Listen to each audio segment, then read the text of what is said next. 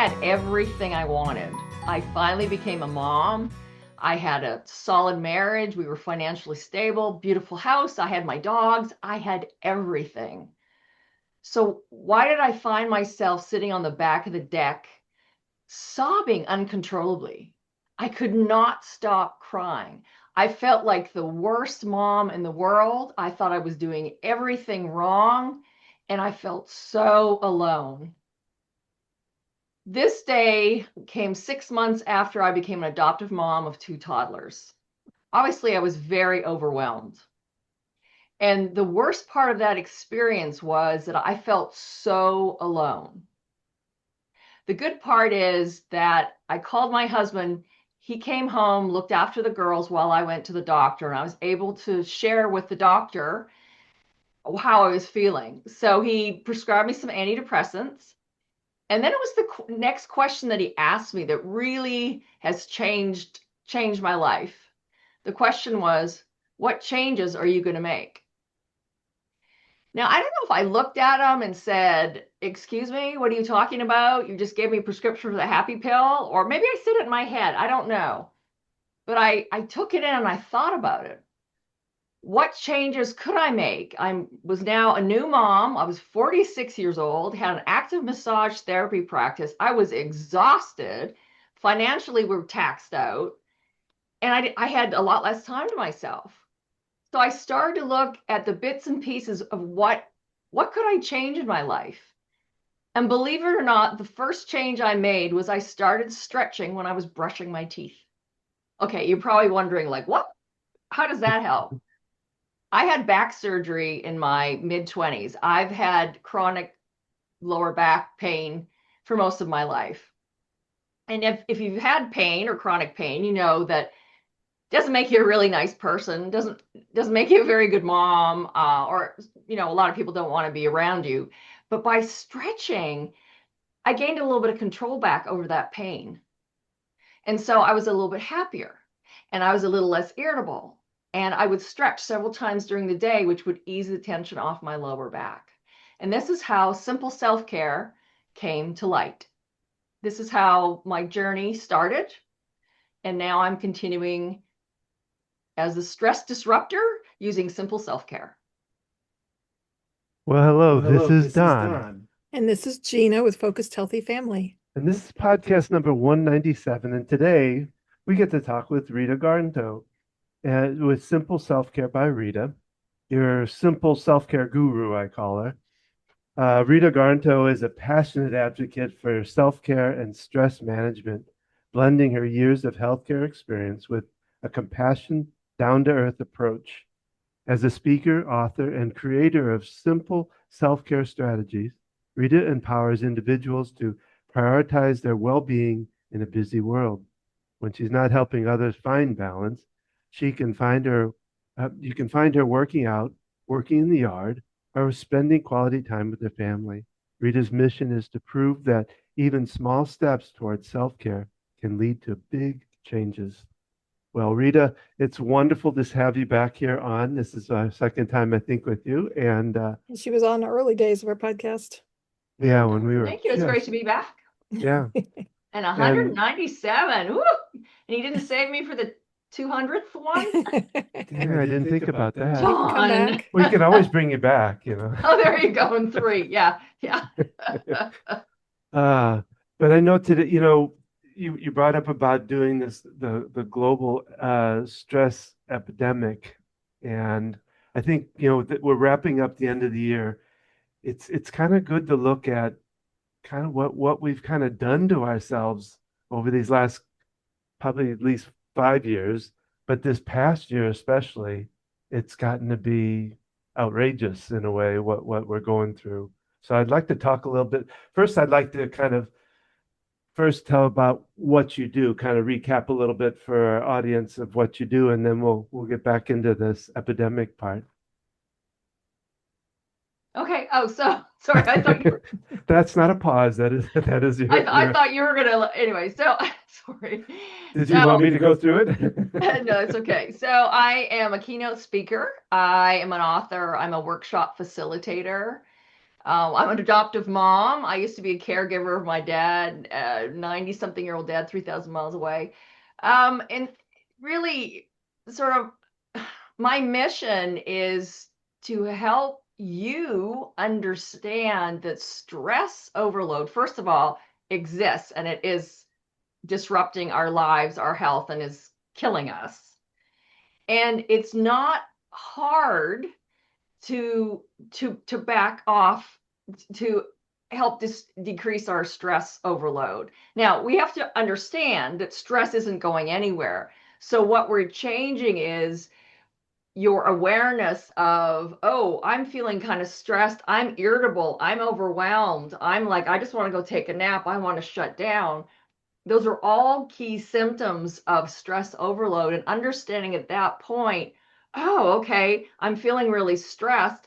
Let me do something to help reset my nervous system, help me think clear, help me get back to where I need to be so I can keep moving forward.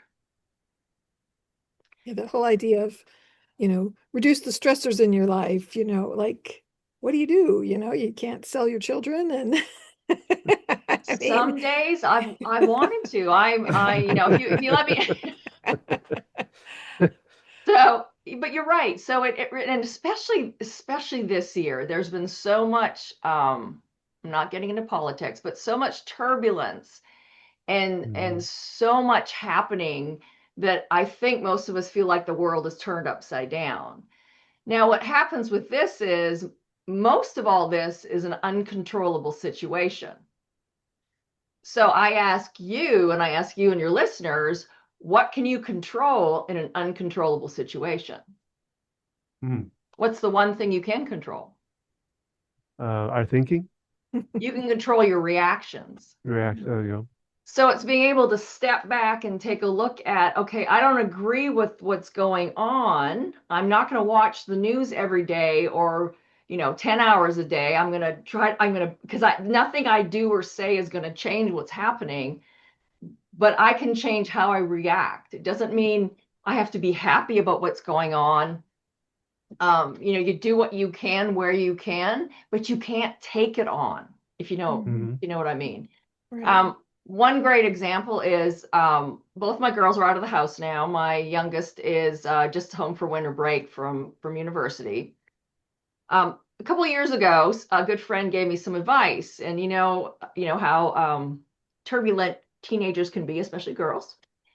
And their communication skills, I don't know, somewhere that they lose their communication skills. And so they'll just blurt stuff out at you that can be very offensive and rude. And I'm still in the process of learning, is that when that happens is I take a moment and go, wait, that is her roller coaster. Like whatever's going on there, whatever that story behind that comment, that's about her. It's not about me. And when you can make that differentiation, then you can step back and go, okay, maybe we could talk about this when you're a little calmer. Where did this come from? What exactly are you talking about? And then creating a conversation rather than your brain being triggered like you're under attack. Because sometimes it feels like that. Yeah. And it's on, man, it's on. Like I'm in there and I'm throwing words back just like, she's throwing them at me. And so it's such a process. And it's just one little thing at a time, like just having that second of awareness. Oh, maybe I should just, okay, what exactly did you mean by that? So that's it's learning the difference between controlling and what you can control, what you can't control. It's Right. tough. It is. It is. We still have a teenager. We made it through two other children who went through the teen years, and we have a 16-year-old. So totally relating to everything you're saying. Yeah, it's easy to react. And like you say, taking that minute, someone taught me to say, isn't that interesting?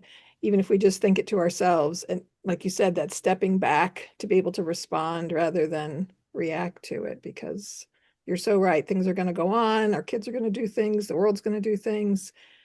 And we get to choose our reactions. Right. And you get to choose what's going to work for you. When if you Right. have to step out of a situation, my older daughter lives on her own now and she's like, "Mom, guess what happened?" And I'll be like, "Do I really want to hear this?" Right? She's almost 21. There's a lot of stuff going on. Mom doesn't want to know, right? So then it's like setting your boundaries and saying, "Well, maybe I don't really want to hear where you went Friday night and what happened," right? So learning like what's good for me, what is going to sort of help my mental health and my energy levels. Um, and it sounds complicated, but really it's just starting with one thing, just being able to take that deep breath and just stepping back. Well, we talk about, because you mentioned it as a global stress epidemic, and I think that's very true. I think it goes back a little bit to, and it's going to sound weird, but I used to, I used to call it the, what was it, oh, my mind's dropping now. We get everything by instantaneous now. Our Amazon is delivering to us that afternoon sometimes, and it's just too rushed with Yeah. what we're doing. Information overload kind of. And It's I'd you like, know it is, especially, and I see it. My kids are in the generation that school pardon me, phones first came into schools, right? And then the teacher would say, "Okay, your assignment's on your phone." Well, we didn't let our girls take the phone to school, so then they were the oddball because Mm. everybody else had their phones. And so I think there's a lot more information overload. I think now we understand really how bad it is, and we're starting to work towards decreasing that effect. Yeah, I just lost my train of thought, Don. My brain just went on the same train as yours. yeah, But you're I right. have a, Everything's instantaneous. So we lack patience. We mhm. lack tolerance. We now in the social media, anybody can say just well, even the leaders of the top leaders in the world can say anything and everything they want.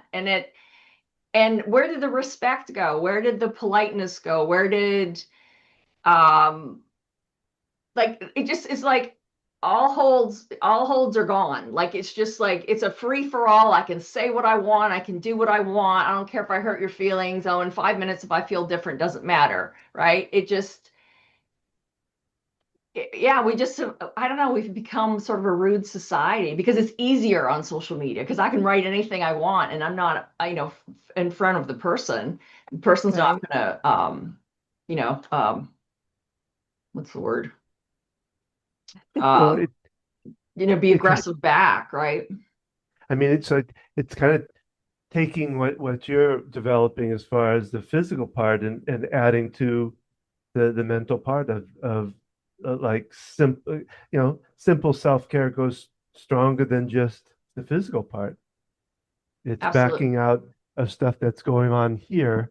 Like you say, I always talk to people about I use EFT to help them, and I think it helps kind of build a shield against those things that, like you said, that are coming at us. And instead of us absorbing it, we need them to be able to bounce off of that. No, and I agree. Even, like I'm not some, simple self-care guru living on the top of a mountain, like I live this every day and I practice it every day. Today, I start off as kind of a blah day and I'm using my positive affirmations. I'm like identifying the emotions I'm feeling. Where are these emotions coming from? Why are they being triggered? Like I use this stuff every day. And to some people, that may sound really tiring, but I did start with one thing in the beginning, and you just learn. You just have tools in your tool belt. And the thing I like to do is I'm a science nerd. I want to know why. So why does something work? So in my workshops and my talks, I go all the way back to what is the stress response? What exactly is going on in our brain?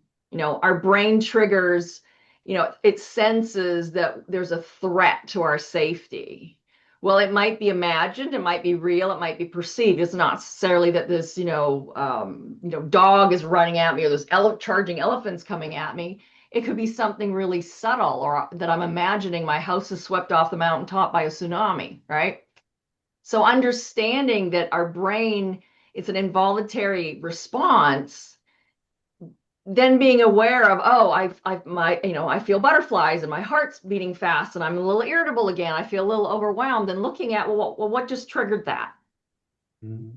So increasing, awareness. And then science shows it takes 30 seconds to actually reset, to start resetting your nervous system. So take a pause, breathe, reset. So that breathing could either be a physiological sigh, and the kids that I taught at the summer camp this last summer, we called it a double double. So you take a big breath in and take another breath in, and then all the way out. And repeat again, big breath in, another breath, and then all the way out. So by literally pausing, and there's so many things, it's not just breathing. It could be standing up and stretching. It could be standing up and walking to the other room. You're letting your brain know that you're safe, and you can switch to your other nervous system where you can think clear and you can continue on your day without like having the stress response. That was a lot of information. No, it's good information. What I guess what was there something particular that kind of triggered you into this idea of the epidemic idea? Was there something in particular that changed everything? Well, oh yes, the first stress management presentation I ever did was in 1997. Okay, I was on the Mhm. trauma flight team back then, and our director encouraged us to create presentations that we could present to the community. And so when I was looking up statistics back then, so what is that, almost 30 years ago, stress was already, the results from surveys were already like 75% of people, in this particular survey said they felt some effects of stress. Okay, so now as we're continuing on and we've gone through COVID, and now we're going through, we've got several wars going on, potentially other wars starting. Like, stress isn't, it's building, right? It's getting worse. Mhm. And so when I think back to, oh my gosh, like 30 years ago, I was talking about stress overload already and what was happening to us. And now 30 years ahead, you kidding me? Like there, we are in a global epidemic. And then you look at mass shootings, number of Mhm. suicides. You've got 400 emergency physicians a year completing dying by suicide. You've got, increased numbers of students and kids and shooters, and I rest my case, right? This is a Yeah. serious problem. Yeah, I've always said growing up, the youth today, the teens and, even the early 20-year-olds, it's a lot. The social media is out there. They know everything about everything. I mean, our youngest has been plagued by just the things going on in the world and just even taking that on and feeling so helpless with it because information is just everywhere all the time. And there's just so many different things happening that, and because we know about it instantaneously, really. I Right. mean, I think it's fueling things. It's great to have the information, but it also, setting those boundaries you mentioned, even, with your daughter and limiting what people share with you, but also setting boundaries as far as what you take in. You mentioned like the news, and um, I make sure my Facebook feed is positive and empowering and supportive of me. If people are putting stuff out there, I put that away because I want it to be uplifting. I want it to be Yeah. supportive.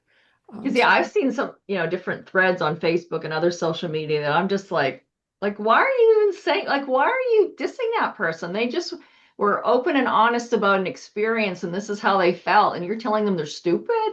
It's like, mhm. where did we go off? Where did we, get off sort of on the good path? I don't know.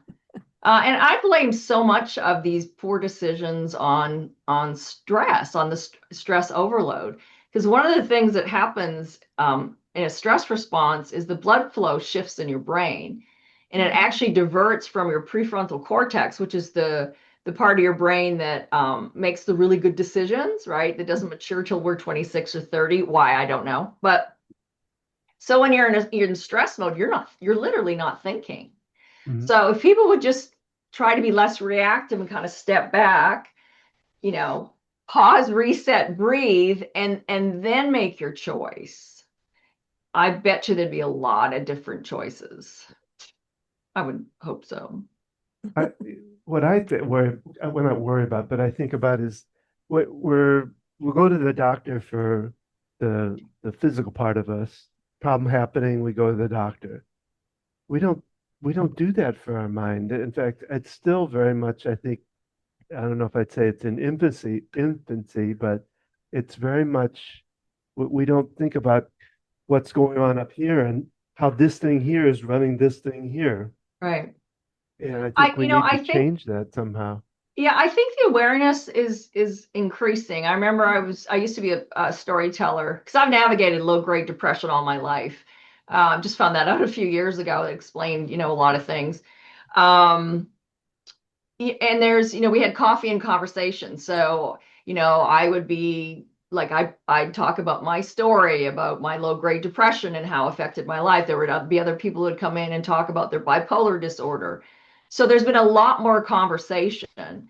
And me, like I'm very authentic. You know that, Dawn. You've known me for quite a few years, and I will stand up on an audience on a stage in front of like a huge audience and tell them I'm on antidepressants still. Like Mhm. I'm not ashamed of that. Oh, by the way, I'm also on thyroid medicine. Should I be ashamed of that?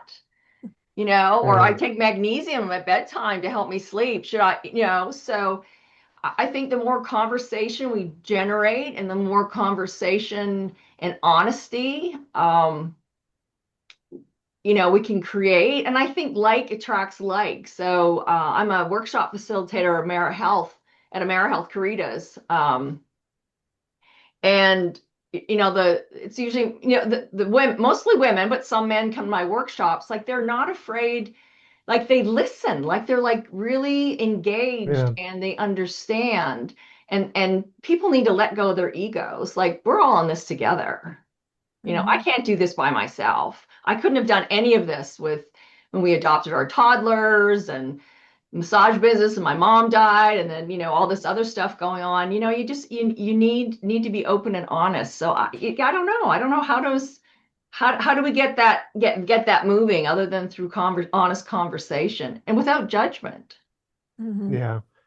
I mean, have you um well, I would imagine you've changed what you've done from the very beginning to now, but is there something in particular about this epidemic that you've kind of changed your way of presenting it? Actually, it is. That's a really good question. So this year I've developed two new talks. One is, how is stress affecting your bottom line, which really focuses on then businesses. And now if you're stressed, and so talking about how stress affects productivity, absenteeism, staff turnover. And then in October, I was honored to give a presentation to trauma doctors and nurses, and it was Life on the Line, the deadly cost of ignoring stress.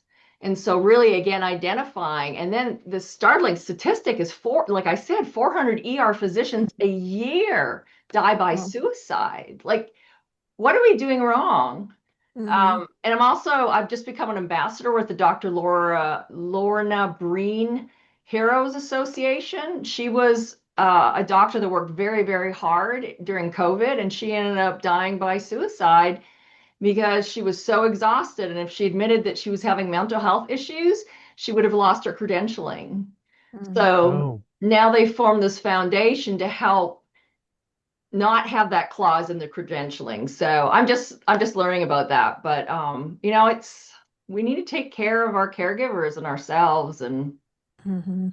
yeah, that's not happening, but Well, so there are definitely gains and progress made, and it's becoming more fashionable to have a therapist. I mean, that's much more out there as far as the information, but yeah, the true honest connections with people and sharing this information, because yeah, we do put different expectations on people depending on what their role is in society and the jobs they play. I didn't realize that statistic was out there on ER physicians. I know other statistics related to high rates of suicide and yeah, thinking You've got, about attorneys and yeah, so it's yeah.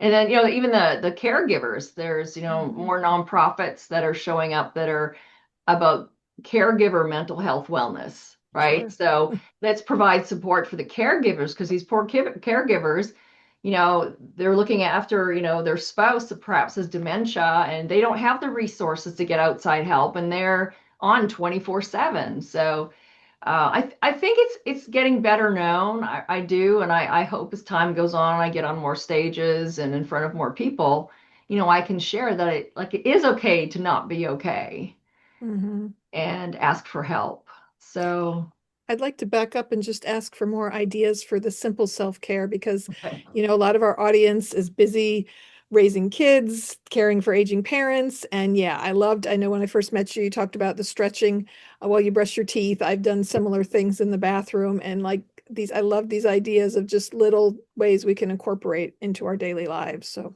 give us some more tips. Well, so I've got three categories. So the first category is in the moment. So so the deep breathing, so you can have box breathing, you Mhm.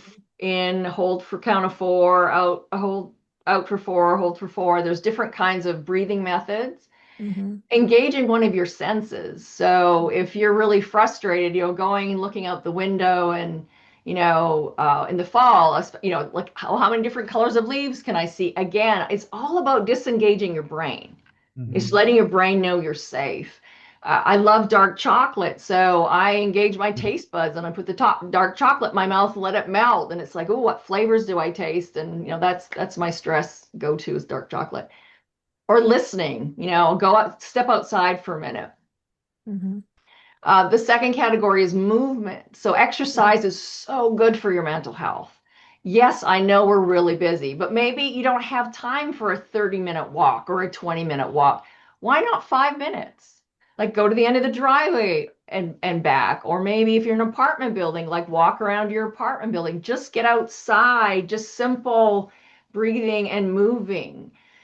And the last one is mindfulness, which is a word I made up to describe brain dumping.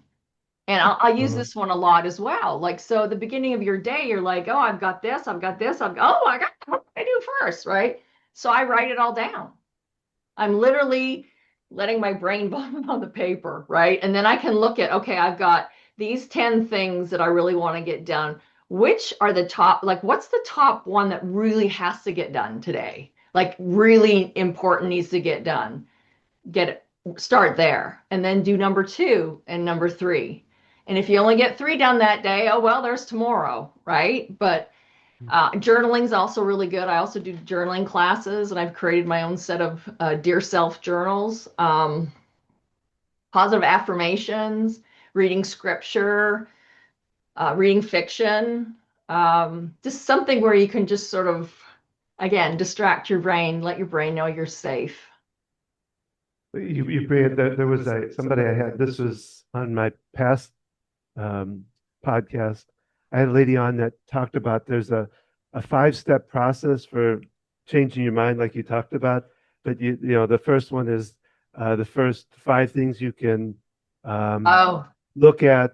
It's a whole and scale like down four to four things you can, yeah, five things you can see, four that you can hear, like touch. yeah, Yeah, yeah, I've heard yeah. that too. So really, anything, um, and finding the thing that works for you. Just because Right. stretching and brushing my teeth works for me, and I still do it, doesn't mean it's the perfect exercise because if you don't want to stretch or it hurts to stretch or ooh, you hate stretching, so you need to find your own thing.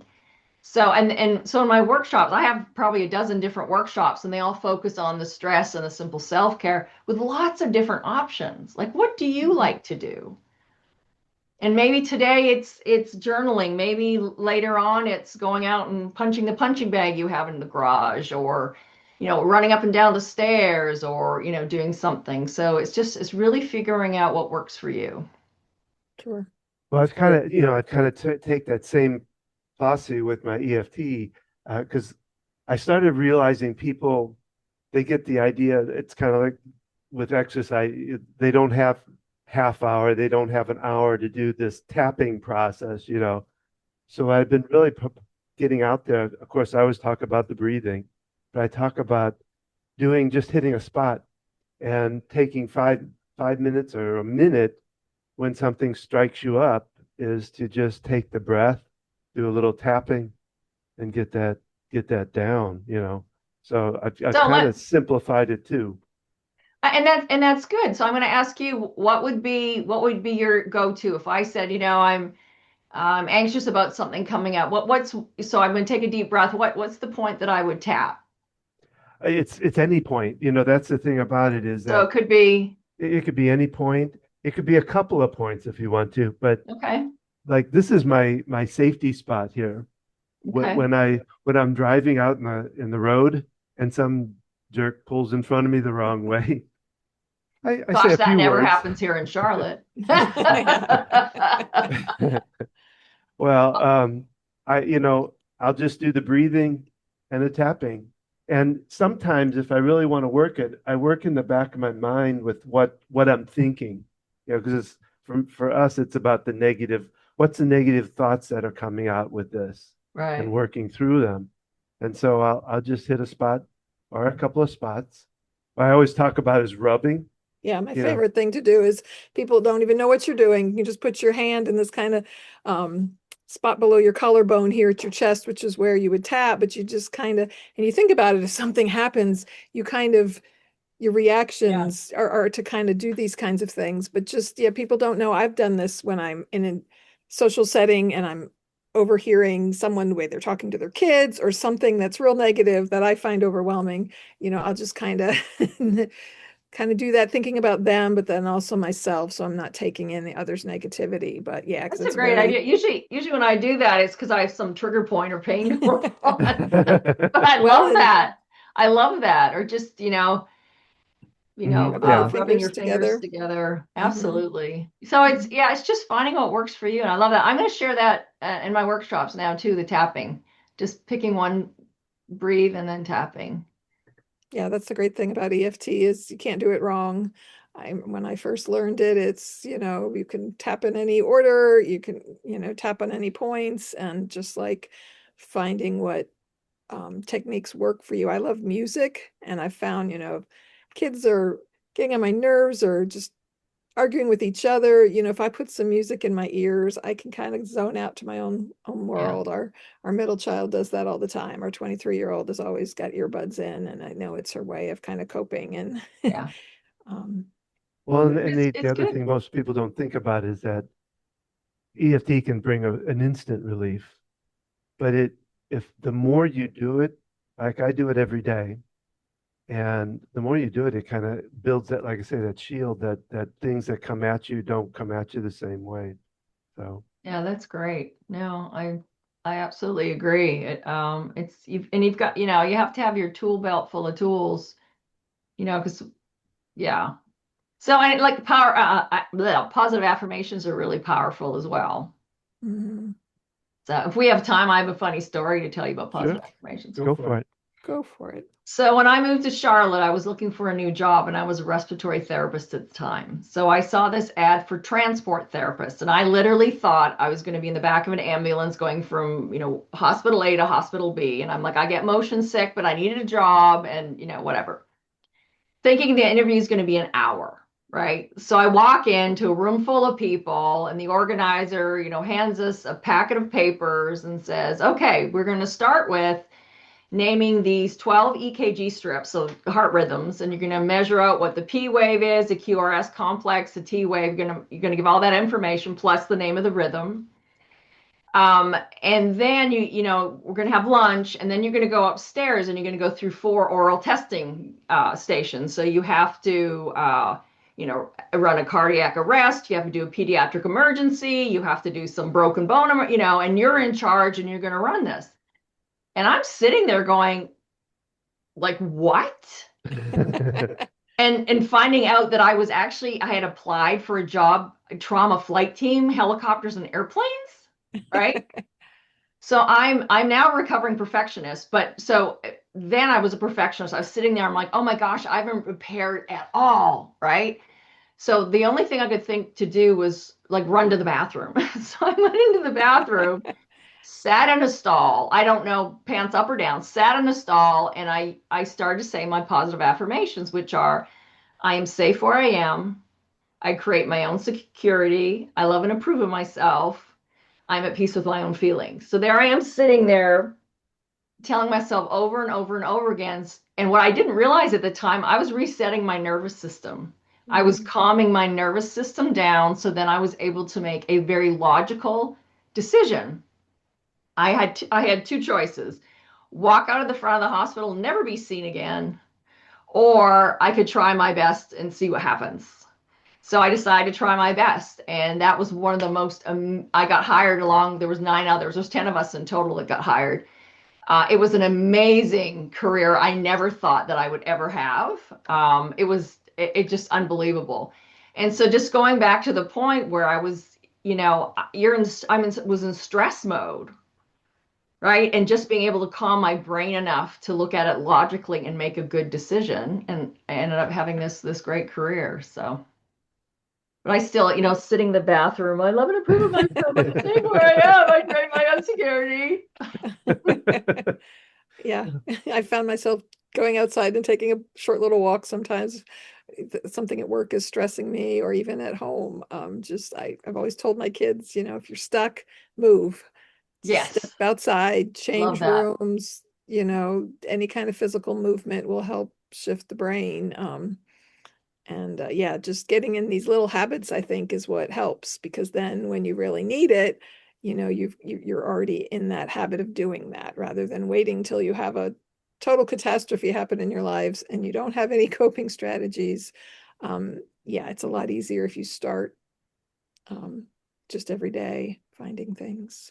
Well, and that way too, instead of being like, if this is your elevated stress level, at least it comes down. It may go back up again. It probably will go back up again, but at least you're giving your body some sort of respite, some sort of rest. And the thing is, I don't think people understand really the devastating effects of the stress overload. So, and I read a quote recently that if stress was a disease, it would be an epidemic because its fingerprints are on all the major illnesses that Yeah. are causing us to be sick and to die in our modern times. Mhm. Like you can Wow. trace them all back to stress overload. Yeah. Yeah. Well, I when I do a talk, I usually bring up the idea of fight or flight. I take it a little deeper and say that it's what fight or flight does to you. Like you said, all the chemicals and stuff that happens, the brain closing down and stuff. I really want people to understand that, because I don't think we don't think about stress and Yeah. how serious it really is. And it's this thing running this thing. And if it isn't running right, and that's why I'm at the doctor that I'm at, because that was one of the blocks that they found, that people would be going along the healing process and then run into a wall Yeah. and just stop. And that's what I really try to help them get past. And Yeah. we just don't think about that. Yeah, and that's great. And that's actually really the foundation of a lot of my workshops is exact talking about the fight or flight versus resting and Mhm. digesting and all Mhm. those things that happen. And I think, and that's increased awareness. It's like, oh, okay, now I'm feeling anxious and my whatever, my liver's dumping all the sugar into my blood. Well, you keep doing that over and over again. There's pre-diabetes, there's Mhm. diabetes, high blood pressure, cardiovascular disease, because you're asking your heart to work harder every time you have a stress response. So Mhm. that's awesome, Don. I'm glad, we're on the same wavelength Yeah. that way. It's just get to the lowest common denominator to understand what's really happening. And Yeah. what you said is so powerful, that stress underlies, all disease. It's like Don was 52, he had his first heart attack, and people looking at him, he doesn't smoke, he doesn't drink, he's physically fit, he's exercised, even eating more healthy over the years, how powerful stress is, that can affect. I say it's his German background. They stuff their feelings. They don't. I may start smoking just to get past this. I don't know. Well, It's just maybe, no, I wouldn't recommend it. Well, I lost my mom, so I'm of German heritage, and I lost my mom. She was 75, died of a massive stress-induced heart attack, and Mhm, and people may say, "Oh, sure, it was, from stress." I can tell you, I can give you the whole rationale behind why I think that is, and mhm, it starts with her being a childhood refugee of World War II. Mhm. mhm. So yeah, stress kills, and Well, it's really surprising what I've found with the patients I'm working with is I'd say probably maybe 85% of them, it goes back to childhood, what their parents did, what their parents came up with, what they said, and how they interpreted it. Because that's what a lot of times I'll go back to our tapping is about what I didn't deserve this as a child, but I took it on anyway. or And they I've been, told me I wasn't good enough. oh Right. God, And that's a strong one. Mhm. Yeah, and those so what's messages. interesting about that, Dawn, is that ties in then to when I talk about stressors, about being perceived stressors. Hmm. The perceived stressors really are the story you're telling yourself. Uh-huh. So I love Right. that. So that's a tie-in with that is, they said I should never go into medicine, or, I had someone when I said I want to write a book, actually my mom said, don't kid yourself. 2018, I wrote a book and I'm looking at doing it, the second edition soon. And, um, it wasn't in my mom's wheelhouse, I'm not mad Mhm. at her, but, she couldn't No, Right. but see beyond that, and if I'd listened to her, I wouldn't be able to say I was an author. yeah. Yeah, we Well, carry yeah, around. our mind builds us into this kind of square box, and then when we step out, it freaks out a lot, It's Yeah. so yeah, I recommend your book quite a bit to the patients I deal with all the time because it's like, you don't have a lot of time to exercise. Well, here's a good opportunity, so And Get on yeah. that out of bed note, the right way, stretch, as you're walking out to the bathroom, or hobbling in my case now that I'm in my 60s. Like, tell us a little more just about your book, Rita, while we're talking about your book. so my book is called Simple Self-Care Saved Me, and I wrote it back in 2018. And it really is how the background story, with the adoption, and with my mom passing and all that. And then it really explains, what our nervous system is, and it really breaks it down. So each chapter is, we go right to the beginning to give you a better understanding what the fight or flight is, and Mhm. then talks about the three categories and gives lots of examples. And then it's all about finding that one. And Gina, I find I'm going to throw us women under the bus because I have to say, in a lot of my workshops, when they're women, and I'll say, okay, pick one thing. What are you going to do starting today? Well, I'm going to cut out all sugar. I'm only going to eat green food. I'm going to work 2 hours a day, and I'm going to do this and this and this. I don't know why we think we need to be such big overachievers, Yeah. and we set ourselves up for failure. Mhm. So there's a lot of books that I've read that have said one choice, just pick one thing, and so that really is. There's a part of the book that you write down all of the self-care you like to do, and then you Mhm. narrow it down just to one thing. Just start doing that one thing, Right. one time today. Right. I can totally Right now, relate. I gotta go. Relate to what you're saying of, yeah, I'm going to do this and I'm going to do this. You think about it with the new year coming up, people set expectations of all the changes they're going to make. I'm part of a group of women and we do some accountability stuff with each other. And I've Oh, that's learned, awesome. yeah, just picking, I'm just going to do this one little thing this week, and keeping it real simple, because you're right. We put a lot on ourselves. I mean, we find ourselves often in that position, no matter if our spouse is involved in raising our kids, a lot goes on mom. Um, It and does. It's just, yeah, it does. Like, my husband's, he's a big part of the child, parenting too, but still I don't know, it's just our brains work differently and we see the dust or we see the dirt or we see the dishes before the men do. Sorry, Don. No, I'm the one that sees most of the dust in this house, unfortunately. But I'm sorry. but even, for those of us working as caregivers as well, right? When my dad was sick with his Parkinson's, I stepped up to help out and I had the background and the experience. And so, my siblings and look to me as, oh, Gina knows how to do this, Gina. And we take that on even more so, I think, especially we find ourselves in that role in so many different avenues. When I'm really stressed, I was good at math in school, but I didn't pursue that. And sometimes I say, I wish I had become an accountant and I could just stare at numbers all day. You only have like 3 months of the year that would be really busy. Yeah. When I get But you know what? overwhelmed But it's a with woman. It's people. learning to like my mom was a super mom of the 70s, right? So Mhm. she felt like she had to do everything. Her Mhm. drugs of choice were Valium and high blood pressure medicine, right? That's the two things, so she could sleep and stay calm and keep her blood pressure down.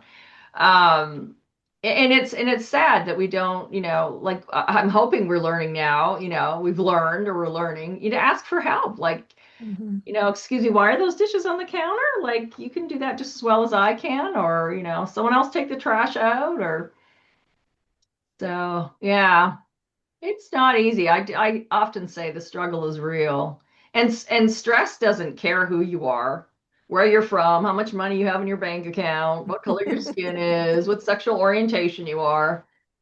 Stress doesn't care. One of the doctors I work with, she used to say that stress was like a cup inside of you, and as long as it would stay within that cup, we could manage it. It's when it gets up and it overflows is when we can't handle it. I don't know if that fits or not, but that's Yeah. No, I like that. I use the like an opposite analogy is you can't be your best if your cup is empty. And if your cup is Mhm. empty is like the self-care, the self-love cup. Right. So, but I think if either if one, your yeah. stress cup overflows, it's just as bad. So, Sure. yeah. Well, I guess we could talk all day on this kind of stuff. Good. What else would you like to talk about, Donna Gina? Well, are there any other pointers or tips or things you'd like to share with our audience? Something we didn't cover or something in more detail? No, I think really just, understand, like slow down. Pause, take these pauses, breathe, let your nervous system reset. You don't have to do it all, you don't have to be perfect. And then really just like what's important to you and your family, like what really matters. Right. Um, and as I'm getting older, I'm realizing, these people aren't in my life anymore because, they drain a lot of energy. So it's really deciding sort of what matters. Oh, and one more thing. There's no such thing as life work balance. It's a teeter totter, right? This is 6, 7. So, like when you were caregiving, you couldn't keep up everything else at the same level, or else, you're going to exhaust yourself, or, we often try. But Mhm. something has to give. When you have a child sick at home, you can't keep up the demands of keeping the house clean and working and doing all this. Like, I think people need to understand that There you go. the work life balance is very dynamic and there has to be give and take on both sides. So Yeah, which is why I sometimes let the dust go because it can only do so much. I hired someone to clean my house. So you know what? Yep. Yep. Finding those things. And just on a quick note, with the holidays, you mentioned, finding what's important to your family. We've shared this before in podcasts, not trying to do it all over the holidays. What are those activities that your family really enjoys rather than trying to do everything? Because yeah, we'll get overwhelmed and then we're not really happy enjoying anything if we just feel like we have all these have to things that we have to do. So, And use a guiltless no. mhm. Like Yeah. no is a complete sentence. Just to be able to say, I would love to come to your Christmas party, but I'm already booked. Like I used to practice saying no, no, no, no. No. Just say it over and over to get it in my head because I'm a people pleaser and I had to learn how to say no. Just say it to your kids all the time. No, no, Yes. no. So Well- Rita, where can people find out more about you? Well, my website is simpleselfcare.net. I have some free resources on there. I have a weekly text club. So that's probably the best place. My email is rita@simpleselfcare.net. If anyone has any questions, email me. I'm Okay. good. And let's look forward to your next book. Yes. Absolutely. Hopefully in 2 years. Okay. We'll that's share cool. links to all this for those of us, who take the time to look at the information. So thank you for joining us today, Rita. Really looked forward to having you on again as you Oh, were thank on you. with us before, course. and especially, right now, the busy time of the year with people with holidays and things, stopping to take care of ourselves is so Yeah. important. So Slow down. exactly. We'll have you back in three lessons to get to 200. All right, so I can be a number 200. Sure. That's awesome. That's all right. So Well, thank happy you. holidays. Take care. Thank you Yes. so much. And Yes. Thank you, Rita, for being here today. Thank you to all of our listeners who've been here. Please like and subscribe to our podcast. Please check out our other podcasts that we've put out there. If you're going through a struggling journey caring for your aging loved one and or other family members, look at our website, focusedhealthyfamily.com. Learn more about what we can do. Don's EFT tapping practice. You can learn more about that as well, all at focusedhealthyfamily.com. You can find us on Facebook at Focused Healthy Family, on Instagram at Focused Healthy Family 1, YouTube at We're throwing her off. YouTube. sorry, Gina. That's okay. At Focused Healthy I'm tapping. Family. Yes. Yes, because you can listen to these podcasts as well as watch them on YouTube. So thank you and join us again on next Thursday. And remember, how you speak to your children and your loved ones today shapes their future and yours.